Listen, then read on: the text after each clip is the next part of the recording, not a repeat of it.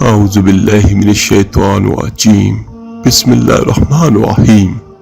شروع کرتا ہوں اللہ تعالیٰ کے ببرکت نام سے جو سارے جہانوں کا تن تنہا مالک ہے اور اپنے بندوں پر بہت مہربان ہے۔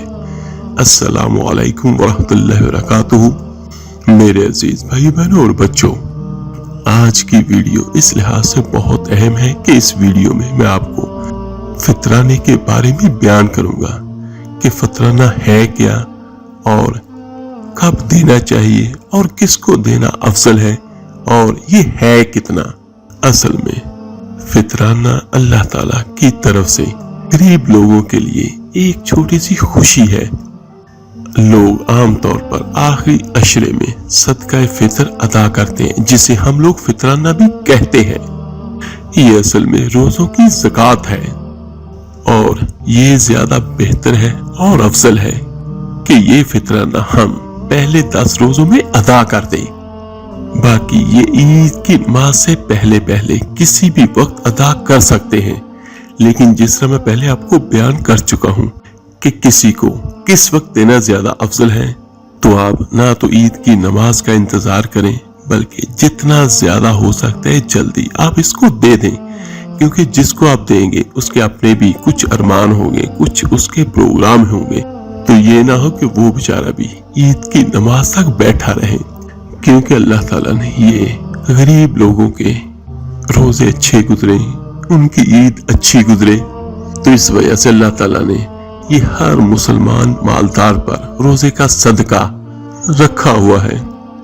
تو میرے عزیز بھائیو بہنوں اور بچوں، اللہ تعالیٰ کو راضی کرنے کے لیے اور آقا دو جہاں صلی اللہ علیہ وآلہ وسلم کی سنت کو زندہ کرنے کے لیے یہ صدقہ فطر ضرور ادا کریں اور اچھے سے اچھا ادا کریں۔ میرے آقا کریم صلی اللہ علیہ وآلہ وسلم رمضان میں اس قدر صدقہ کرتے جیسے تیز ہوائیں چلتی ہیں، اس طرح ہمارے آقا کریم صلی اللہ علیہ وآلہ وسلم رمضان میں صدقہ دیا کرتے تھے۔ اور اس کے بارے میں ایک بات میں کلیئر کر دیتا ہوں کہ کچھ لوگ چھپا کے دیتے ہیں اور کچھ لوگ اعلان دیتے ہیں، تو ان دونوں کا فائدہ کیا ہوگا؟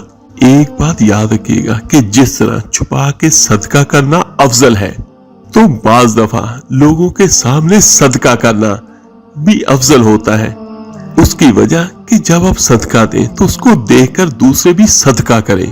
آپ کی نیت یہ ہونی چاہیے، نہ کہ یہ ہو کہ لوگ دیکھیں کہ میں صدقہ کر رہا ہوں، آپ اپنے فائدے کے لیے نہیں یا اپنے آپ کو نمایاں کرنے کے لیے نہیں، آپ فقط اللہ کی رضا کے لیے اور اس لیے صدقہ دیں کہ میری طرف دیکھ کر لوگ بھی صدقہ دیں۔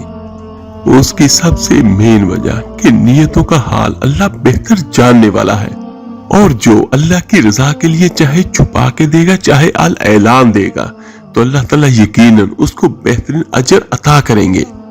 اور میرے عزیز بھائیو، بہت سارے لوگ غریب ہیں اور مسکین ہیں، ان کو فطرانہ دیں اور وہ بھی شریک ہوں عید کی خوشیوں میں، اور ان تک بھی اللہ کا دیا ہوا مال پہنچائیے۔ تو اس لیے میرے آقا کریم صلی اللہ علیہ وآلہ وسلم نے اس کو صدقۃ الفطر کہا ہے، جو رمضان کے روزے اختتام پذیر ہونے پر انسان پر فرض ہوتا ہے، اس کو صدقہ فطر کہا جاتا ہے۔ یہ دیکھیے کہ اگر کوئی غلام ہے، آزاد ہے، مرد ہے یا عورت ہے، چھوٹا ہے یا بڑا ہے، ہر ایک کو صدقہ فطر عطا کرنا چاہیے۔ اس میں یہ نہیں ہے کہ ایک چھوٹا بچہ ہے تو اس نے روزے ہی نہیں رکھے، نہیں، ہمارے اسلام میں یہ ہے کہ گھر میں جتنے بھی افراد ہوں ان سبھی کی طرف سے صدقہ فطر ادا کرنا ہے۔ اور صدقہ فطر کون دے گا؟ گھر کا سرپرست، گھر کے تمام افراد کی طرف سے، بیوی بچوں کی طرف سے، حتیٰ کہ جو گھر میں ملازم بھی ہوتے ہیں ان ملازموں کا بھی، اور اگر کوئی مہمان آ گیا اور وہ آپ کے گھر میں ہی عید کرے گا اس کی طرف سے بھی صدقہ فطر ادا کرنا ہوگا، حتیٰ کہ وہ بچہ بھی جو ابھی تک دنیا میں نہیں آیا تو اس کی طرف سے بھی صدقہ فطر دینا ہوتا ہے۔ اور صدقہ فطر جس کے بارے میں میرے آقا کریم صلی اللہ علیہ وآلہ وسلم نے ارشاد فرمایا، سیدنا ابن عمر رضی اللہ تعالی عنہ فرماتے ہیں کہ کہ اللہ کے رسول صلی اللہ علیہ وسلم نے غلام پر اور آزاد پر، مرد اور عورت پر، چھوٹے اور بڑے مسلمان پر 1 سا کھجوروں کا یا 1 سا جو کا فطرانہ یا صدقہ فطر فرض کیا ہے۔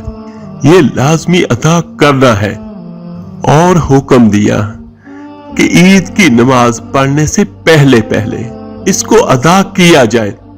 صحیح بخاری اور صحیح مسلم کی یہ روایت بیان کرتی ہے کہ عید کی نماز سے پہلے کہ جب لوگ عید کی نماز پڑھنے جا رہے ہوں تو اس سے پہلے اس کی ادائیگی ضروری ہے۔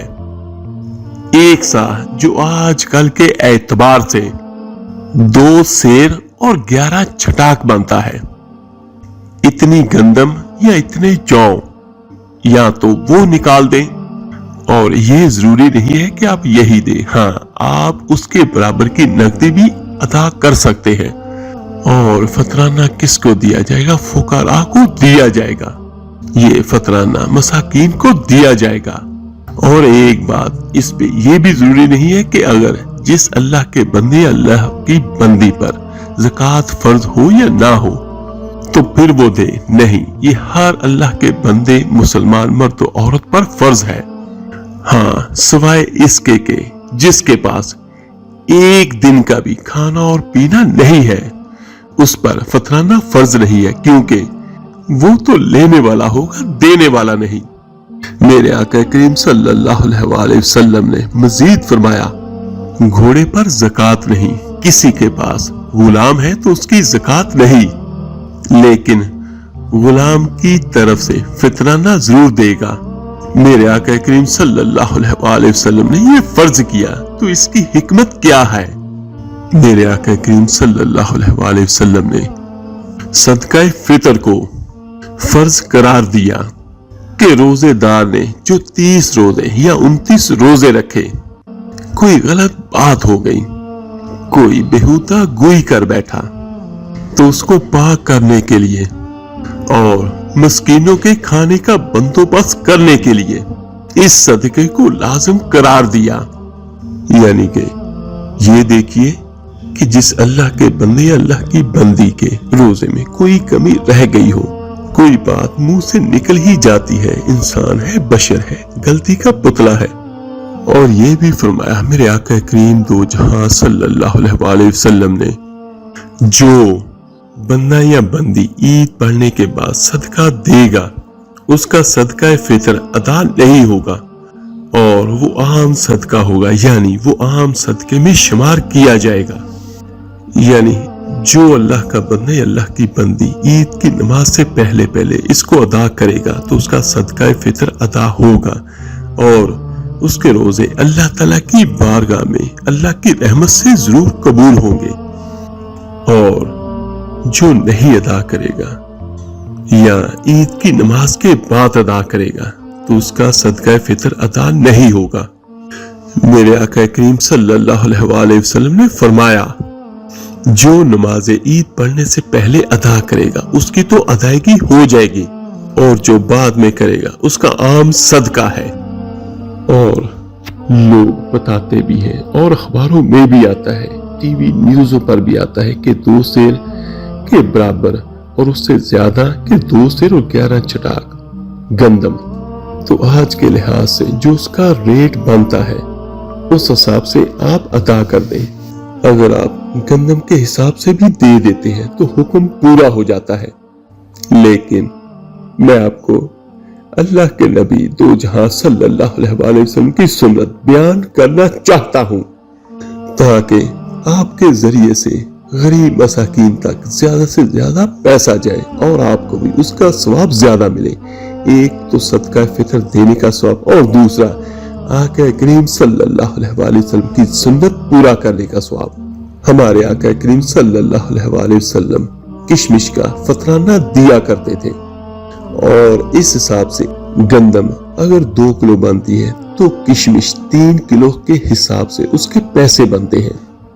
تو اس زمانے میں پیسے تو ہوتے نہیں تھے یا دیتے نہیں تھے، اور چیزیں دیتے تھے، یا اللہ کے نبی صلی اللہ علیہ وسلم کھجور دیا کرتے تھے، या आप किशमिश दिया करते थे। किशमिश महंगी है और खजूर भी अच्छी खासी महंगी है। खजूर तो है ही बहुत किस्मों की और इसके मुकाबले में गंदम बहुत सस्ती है। लेकिन अगर आप आका करीम सल्लल्लाहु अलैहि वसल्लम की सुन्नत पर अमल करते हुए किशमिश के हिसाब से या अच्छी खजूर के हिसाब से आप सदका फितर अदा करते हैं तो यकीनन अल्लाह ताला उसका सवाब बहुत ज्यादा आपको अता करेगा। और ये देखिए सिर्फ साल में एक बार ही अदा करना होता है। तो आज मैं आपको सदका फितर 2022 का आपको बयान करता हूँ और ये मैं आपको अपने मुल्क पाकिस्तान के हिसाब से बयान करूंगा। बाकी हर मुल्क अपने हिसाब से उन चीजों का रेट निकाल के सदका फितर को जरूर अदा करें। जिस तरह बहुत सारे मेरे भाई बहन इंडिया में है, बहुत सारे इंग्लैंड में है, अमेरिका में है, पूरी दुनिया में है। तो जो भी मेरा भाई बहन सुने तो वो अपने इलाके के हिसाब से जो वहाँ की चीजों का रेट है उस हिसाब से निकाल कर सदका फितर अदा करें। तो मैं आपको बयान करता हूँ कि सदका फितर हम 4 चीजों के हिसाब से अदा कर सकते हैं। नंबर 1 गंदम, नंबर 2 जौ और नंबर 3 खजूर और नंबर 4 किशमिश। इन 4 चीजों से आप सदका फितर अदा कर सकते हैं। तो इनकी जो शरई मिकदार है तो मुख्तात अंदाज में इनकी जो कीमत बनती है वो मैं आपको बयान कर देता हूँ, लेकिन कोशिश कीजिएगा कि इससे थोड़ा सा ज्यादा ही आप अदा कीजिए। तो मेरे अजीजों, पाकिस्तान में आप जहां कहीं भी रहते हैं तो आप इस तरीके से सदका फितर अदा कर सकते हैं। तो अगर मेरा भाई बहन गंदम के हिसाब से अदा करना चाहे तो तकरीबन 170 से 180 रुपए बनते हैं, यानी एक बंदे का सदका फितर बनता है। और अगर जौ के एतबार से देना चाहे तो एक बंदे के तकरीबन 560 रुपए या 570 रुपए बनते हैं।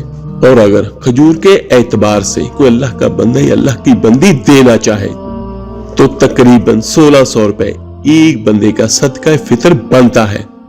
और अगर कोई अल्लाह का बंदा या अल्लाह की बंदी किशमिश के हिसाब से सदका फितर अदा करना चाहे तो बड़ी अच्छी बात है, तो उसका एक बंदे का 2800 सदका फितर बनता है। तो मेरे अजीजों, अगर आपको अल्लाह ताला ने ताकत दी है और आपके पास माल और दौलत है तो महंगी चीज से यानी खजूर से या किशमिश के हिसाब से दे ताकि अल्लाह की राह में ज्यादा से ज्यादा खर्च हो। तो ये वो कीमत जो मैंने बहुत मुख्तात अंदाजे के मुताबिक आपको बयान की है। तो अगर आप ज्यादा देंगे तो यकीनन मेरा अल्लाह आपको बेहतर अजर से नवाजेगा। और जिस तरह मैं पहले बयान कर चुका हूं कि अगर आप खजूर या किशमिश के हिसाब से देते हैं तो आका करीम सल्लल्लाहु अलैहि वसल्लम की सुन्नत पूरे करने का सवाब भी आपको यकीनन मिलेगा। और मेरे आका करीम सल्लल्लाहु अलैहि वसल्लम की सुन्नत का सवाब कोई मामूली सवाब नहीं है। एक सुन्नत को जिंदा करना 100 शुहदा के बराबर अल्लाह ताला उसका अजर व सवाब आपको अता करता है। सुभान अल्लाह, सिर्फ एक सुन्नत और 100 शहीदों का सवाब। तो ये एक दरख्वास्त है हर भाई हर बहन से कि अगर हो सके तो अल्लाह की रजा के लिए और आका करीम सल्लल्लाहु अलैहि वसल्लम की सुन्नत समझकर खजूर से या किशमिश के हिसाब से आप सदका फितर अदा कीजिएगा। अल्लाह ताला से दुआ है अल्लाह ताला आपको और मुझे हम सबको आका करीम सल्लल्लाहु अलैहि वसल्लम की सुन्नत पर अमल करने की तौफीक अता फरमाए। आमीन सुम आमीन। आप मेरे लिए दुआ कीजिएगा, मैं आप सबके लिए जरूर दुआ करूंगा। इस वीडियो को लाइक और शेयर जरूर कीजिएगा सदका जारिया समझकर। तो मिलते हैं इंशाअल्लाह ताला जल्दी एक नई वजीफे और अमल के साथ। अपना बहुत बहुत ख्याल रखिएगा। अल्लाह हाफिज।